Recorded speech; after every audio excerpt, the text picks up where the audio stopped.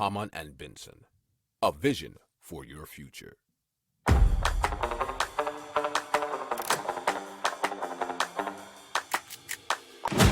Économie, tech et innovation, hydrogène, énergie. Le journal des stratèges. Présenté par Boris Kalt. Bonjour à tous et bienvenue dans le journal des stratèges consacré aujourd'hui à l'économie. Au sommaire, on va vous parler d'une zone monétaire unique qui est en préparation en Amérique du Sud, enfin en discussion. On va vous parler de fraudes qui ont été débusquées en France et des anomalies entre le poids réel et le poids affiché des produits. Et ensuite, on vous parlera avec quelque chose qui apparemment intéresse les Français, c'est le salaire à la demande. Vous écoutez le journal des stratèges numéro 337 et ça commence tout de suite.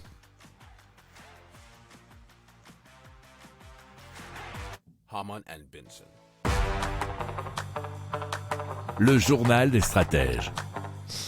Alors, il paraîtrait que le Brésil et l'Argentine sont en train de réfléchir à la création d'une zone monétaire unique avec une seule devise qui remplacerait donc le réal brésilien et le peso argentin, nous dit le huffingtonpost.fr. Alors, c'est le président argentin Alberto Fernandez et son homologue brésilien Lula qui doivent faire une annonce apparemment sous peu. Alors, on a une déclaration du ministre argentin de l'économie Sergio Massa qui a été citée par le Financial Times. Il y aura une décision pour commencer à étudier les paramètres nécessaires pour une monnaie commune, ce qui inclut des questions allant des enjeux budgétaires au poids de l'économie de chaque pays, en passant par le rôle des banques centrales. Alors apparemment, les autres pays d'Amérique latine sont aussi invités à participer aux discussions s'ils le veulent, puisque ce nouveau projet de monnaie pourrait plus tard s'étendre à toute l'Amérique du Sud. Il semblerait que l'idée avait déjà été abordée en 2019 par les responsables politiques des deux pays, avant d'être rejetée par la Banque centrale du Brésil à l'époque. Donc comme ça, on aurait donc une zone monétaire commune en Amérique du Sud, une autre pourquoi pas en Amérique du Nord, parce qu'on a déjà les États-Unis, mais s'il y avait une sorte de fusion avec le Canada, ça pourrait être pas mal. Ensuite, on aurait forcément en Europe, vous aurez ensuite la Russie, Chine, bon, même si avec la Russie, il y a peu d'échanges ces temps-ci, Chine, Inde, et on va dire après peut-être vers l'Océanie, que ça serait intéressant de faire la même chose. Voilà. Si vous aimez cette revue de presse, vous pouvez vous abonner gratuitement à notre newsletter qui s'appelle La Lettre des Stratèges, LLDS, qui relate, et cela gratuitement, du lundi au vendredi, l'actualité économique, technologique, énergétique, mais aussi de l'hydrogène, et puis de tout ce qu'on trouvera super intéressant pour votre vie.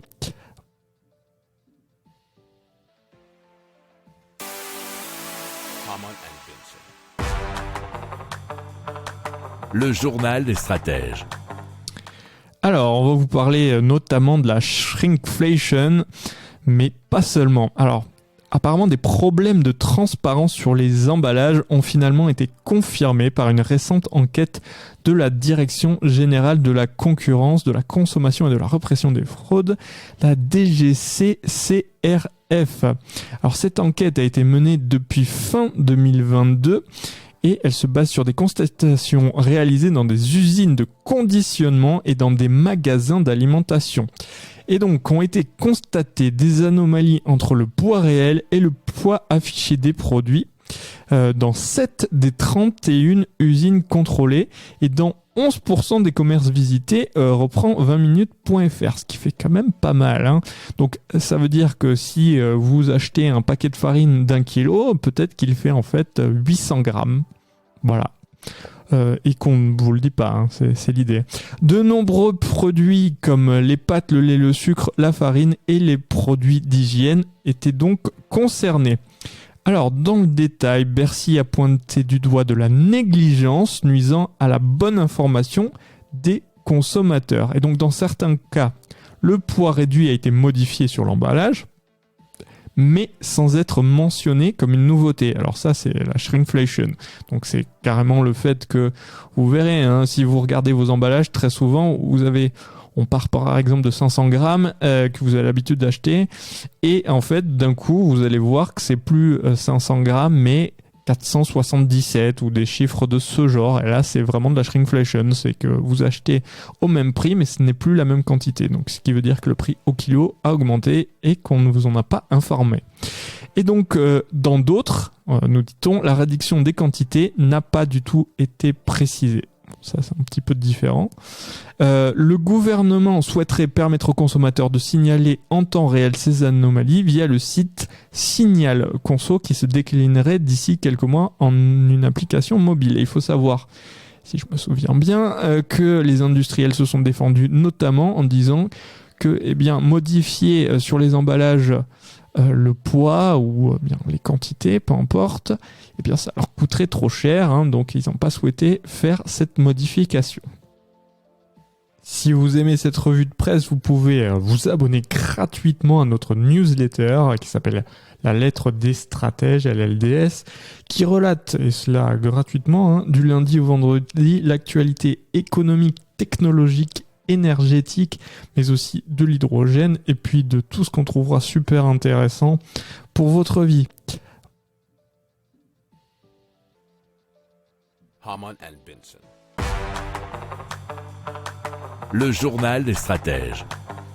Et donc, on reprend un récent sondage OpinionWay pour l'entreprise Rosalie, où, dedans, on apprend que 60% des personnes interrogées avouent avoir déjà été à découvert au cours de leur vie, et la moitié d'entre elles le sont régulièrement. Et la principale raison qui a été invoquée, qui a été reprise par un article du journal marieclaire.fr, c'est que le salaire serait versé trop tard. Et donc 49% des Français sont séduits par le fait de recevoir le salaire en cours de mois. Donc ils adhèrent à cette idée d'un versement d'un salaire à la demande, hein. Alors, il faut savoir que nous, on est très habitués en France depuis assez longtemps, et dans pas mal de pays, en Europe notamment, à un salaire mensualisé. Mais dans d'autres pays anglo-saxons, que ce soit aux États-Unis et pourquoi pas en Angleterre, hein, le salaire à la semaine, ou du moins l'idée de savoir combien on touche par semaine, est beaucoup plus répandue. Alors, les Français sont donc près d'1 sur 2 à adhérer à l'idée d'un versement d'un salaire à la demande, et un chiffre qui monte à 54% chez les personnes dont le foyer vit avec moins de 2000 € par mois. Alors l'article revient aussi sur une possibilité, c'est la compte sur salaire qui est obligatoire, puisque c'est qui est obligatoire, il est obligatoire d'être donné si le salarié le demande, puisque c'est l'article L3242-2 du Code du travail qui précise qu'un acompte correspondant pour une quinzaine à la moitié de la rémunération mensuelle est versé au salarié qui en fait la demande. Hamann and Benson. Le journal des stratèges. Voilà, c'est terminé pour aujourd'hui. Je vous souhaite une excellente fin de journée et je vous dis à très vite pour plus d'infos. Ciao, ciao.